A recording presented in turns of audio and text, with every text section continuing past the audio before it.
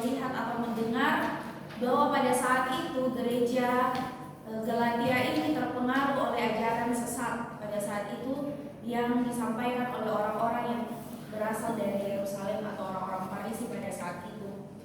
Di ayat yang ke-9 di situ dikatakan, seperti yang telah kami katakan dahulu, sekarang kukatakan sekali lagi, jikalau ada orang yang memberitakan kepadamu suatu Injil yang berbeda dengan apa yang telah kamu terima, terkutuklah dia. Jadi Rasul Paulus di sini mengatakan bahwa jikalau ada orang yang memberitakan kepadamu, bahkan Rasul Paulus juga mengatakan bahwa menyebut kata kami di ayat yang ke-8 di situ, telah kami beritakan kepadamu, terkutuklah dia. Jadi kata kami juga ini mau menunjukkan bahwa Paulus pun kalau dia memberitakan Injil yang palsu atau Injil yang berbeda, maka dia pun terkutuk.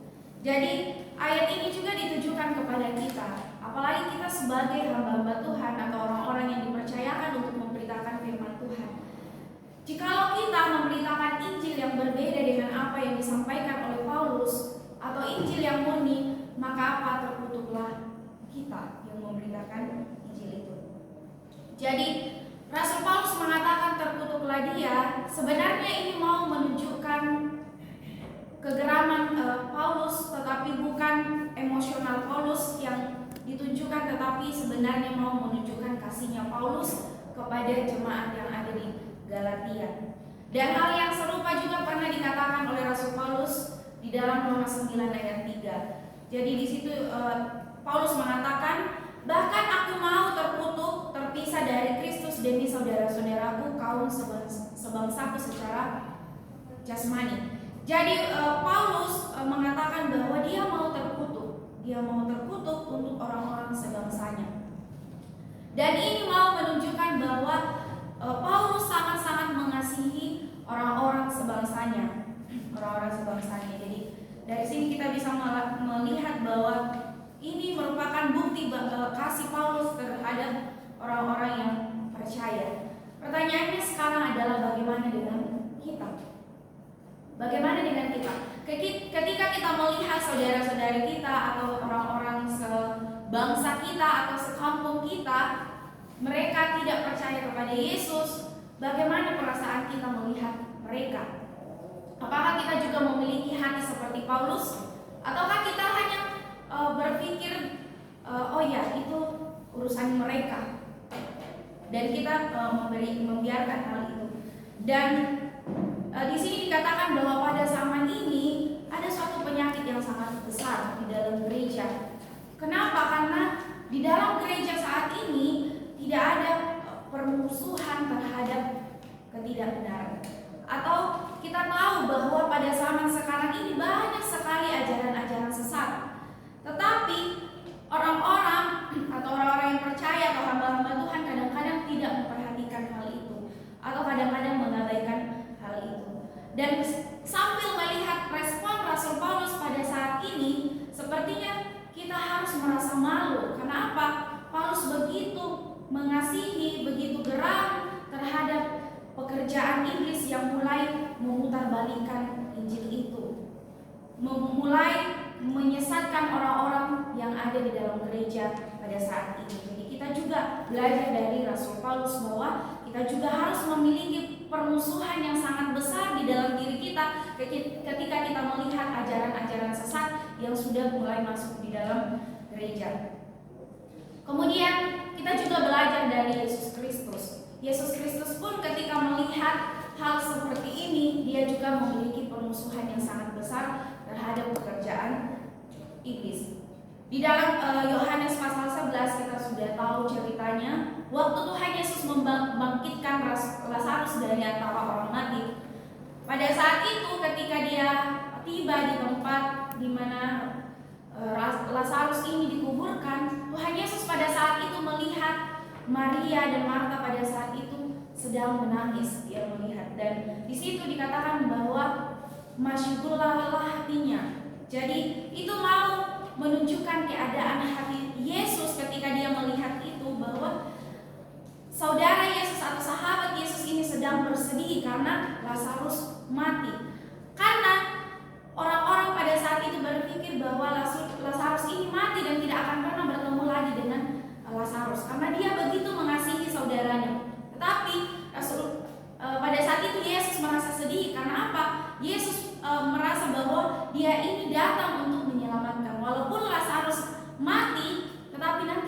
bangkit karena Tuhan Yesus sudah menebus semua dosa-dosanya seperti itu. Dan kadang-kadang iblis mengelabui kita dengan peristiwa-peristiwa yang ada di sekitar kita, sehingga sepertinya kita terlihat seperti orang yang tidak memiliki pengharapan. Tetapi dari sini kita belajar bahwa kita harus memiliki perasaan seperti Yesus dan Rasul Paulus ini. Kemudian kita tahu bahwa pada saat itu orang-orang mengajarkan bahwa untuk diselamatkan itu harus ditambah dengan sunat atau hukum Taurat. Mari kita membaca di dalam Galatia 3 ayat 8. Galatia 3 ayat 8. Sudah mendapat?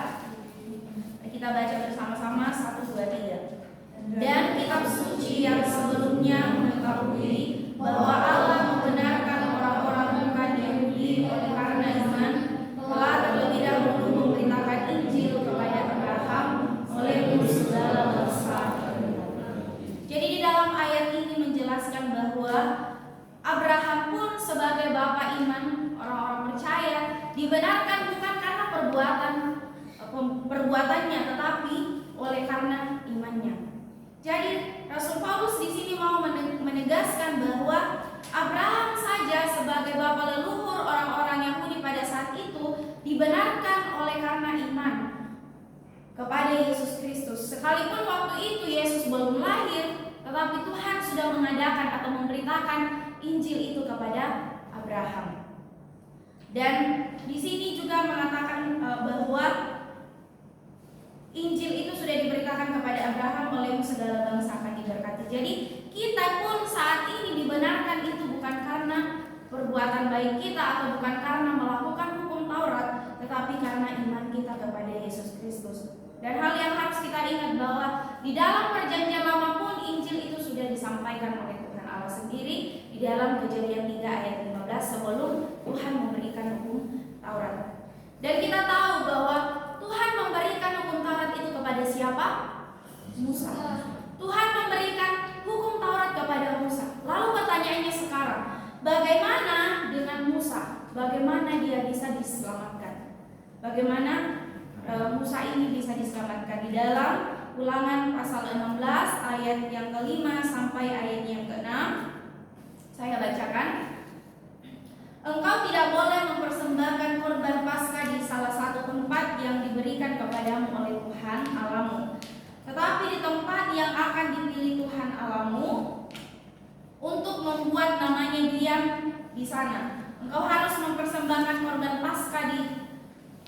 Paskah itu pada waktu senja ketika matahari terbenam bertepatan dengan saat engkau keluar dari Mesir. Jadi pada saat itu Tuhan memerintahkan kepada Musa bahwa dia harus mempersembahkan korban di mana? Kemah suci atau di tempat yang sudah ditentukan oleh Tuhan Allah sendiri. Dan hal ini digenapi oleh siapa? Yesus Kristus. Mari kita membuka 1 Korintus 5 ayat yang ke-7. 1 Korintus 5 ayat yang ke-7. Mari kita baca bersama-sama. 1, 2, 3. Buanglah ragi yang lama itu, supaya kamu menjadi adonan yang baru. Sebab kamu memang tidak berani. Sebab anak domba Paskah kita juga telah disembelih, yaitu Yesus.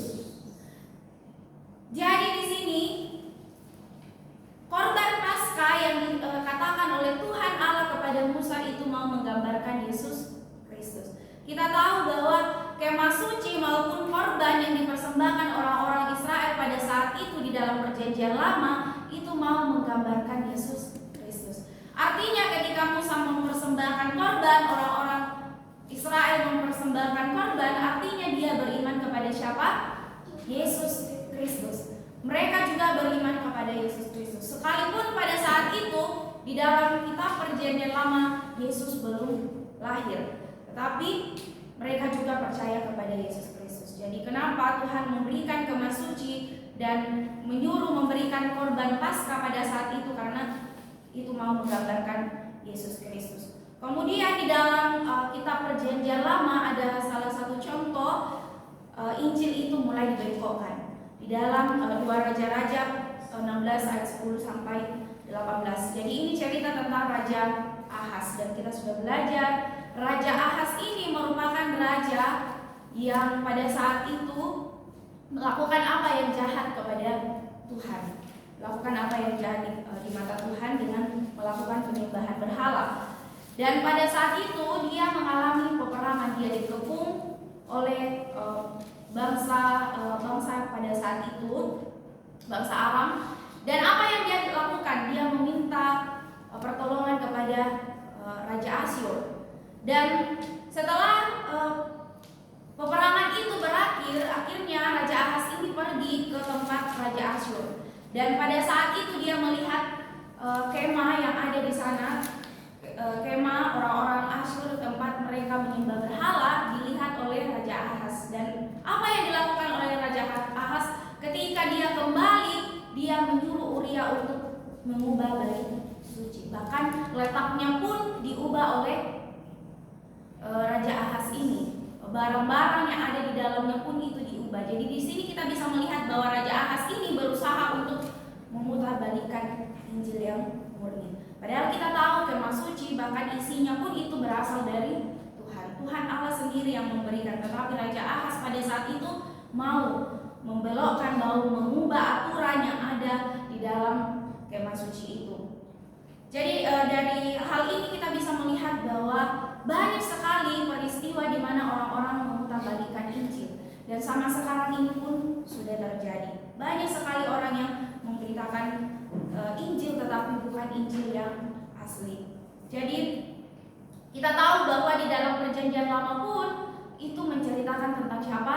Yesus Kristus. Karena di dalam Yohanes kita sudah tahu di dalam pasal 5 ayat yang ke-39 di situ dikatakan bahwa Yesus mengatakan bahwa kitab-kitab suci itu bersaksi tentang aku. Jadi Yesus pun mengakui bahwa kitab Perjanjian Lama bersaksi tentang Yesus Kristus. Dan zaman ini banyak sekali aliran-aliran sesat atau ajaran-ajaran palsu, termasuk ajaran yang mengatakan bahwa setiap agama memiliki jalan keselamatan masing-masing. Dan pada saat itu juga sama seperti yang dialami oleh jemaat Galatia, saat itu dia disesatkan oleh golongan Farisi pada saat itu, orang-orang yang dari Yerusalem. Pertanyaannya sekarang, mengapa mereka mengatakan bahwa untuk diselamatkan harus ditambah dengan sunat? Kenapa mereka mengatakan seperti itu? Karena apa? Orang-orang Farisi kita tahu mereka yang belajar firman Tuhan, mereka yang mengarahkan orang-orang pada saat itu. Tetapi kenapa sekarang mereka mengajarkan bahwa untuk diselamatkan harus ditambah dengan sunat? Jadi penebusan Yesus Kristus itu tidak cukup. Dan hal yang pertama yang harus kita tahu bahwa Alkitab ini itu diilhamkan oleh Roh Kudus melalui sekitar 40 penulis. Dan sekarang orang-orang berusaha untuk membengkokkan Injil atau ajaran firman Tuhan. Dan Alkitab pun mengatakan bahwa orang-orang yang mengajarkan Injil yang palsu atau orang-orang yang membengkokkan firman Tuhan disebut sebagai rasul-rasul palsu, pengajar-pengajar, pekerja-pekerja curang, dan itu dijelaskan di dalam 2 Korintus 11 ayat 13 sampai ayat yang ke-15. Jadi pada saat ini juga akan ada hal itu terjadi. Di dalam gereja akan muncul orang-orang yang mengajarkan ajaran sesat, ajaran palsu. Dan Paulus juga memberikan salah satu contoh di mana di dalam kalangan mereka ada hal yang serupa terjadi. Walaupun pada saat itu Petrus tidak mengajarkan Injil yang lain, tetapi dari sikap Rasul Petrus dia tidak menunjukkan bahwa dia hidup menurut ajarannya. Dan kita lihat di dalam Galatia 2 ayat 9 sampai 14. Jadi cerita ini sudah kita tahu bahwa waktu itu Petrus sedang makan dengan orang-orang yang tidak bersunat atau orang-orang di luar Yahudi. Dia makan pada saat itu, tetapi waktu dia melihat orang-orang atau rombongan Yakobus pada saat itu datang, dia datang waktu itu apa yang dilakukan oleh Rasul Petrus? Dia mengundurkan diri. Karena kita tahu Yakobus adalah pemimpin tertinggi pada saat itu di gereja Yerusalem.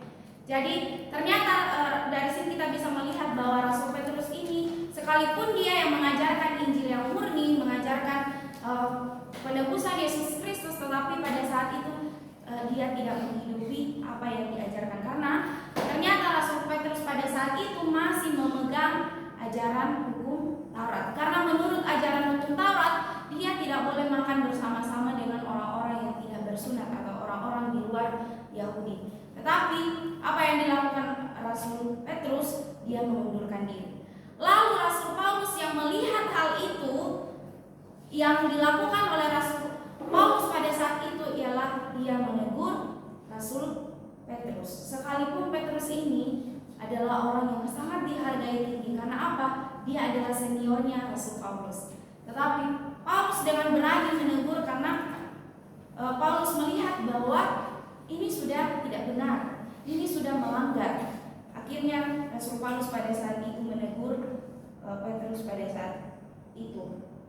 Kemudian pada zaman modern ini juga, ketika kita melihat ajaran-ajaran sesat atau ajaran-ajaran yang tidak benar, sama seperti Paulus, kita juga harus berani untuk menegur. Tapi pada kenyataannya kadang-kadang kita tidak berani, betul?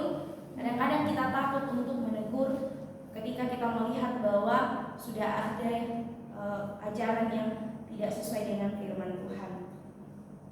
Jadi dari cerita ini kita bisa melihat apakah pengajar-pengajar palsu atau orang-orang yang mengajarkan Injil yang sesat itu berasal dari luar gereja atau dari dalam gereja. Dari cerita ini kita belajar bahwa ternyata ajaran sesat itu atau pengajar-pengajar palsu itu bisa berasal dari dalam gereja, dari dalam gereja. Jadi kita harus hati-hati. Kenapa hal itu bisa terjadi? Kenapa orang-orang bisa mengajarkan ajaran yang sesat? Rasul Paulus juga sebelum percaya kepada Yesus Kristus, sebelum dia mengajarkan Injil yang murni, kenapa Rasul Paulus melakukan hal itu? Karena firman Tuhan mengatakan masih ada selubung yang menutupi mukanya. Jadi orang-orang saat ini ketika dia mengajarkan Injil yang sesat, kenapa? Karena ada selubung yang menutupi muka mereka.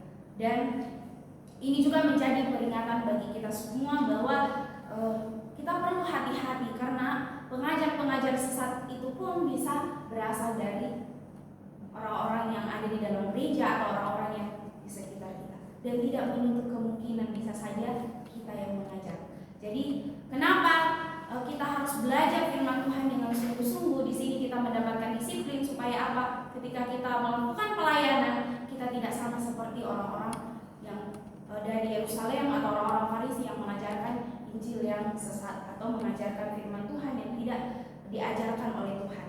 Tapi melalui firman Tuhan ini kita belajar bahwa selubung itu harus keluar dari diri kita. Kita harus mengenal Injil yang murni supaya kita tidak mengajarkan Injil yang sesat.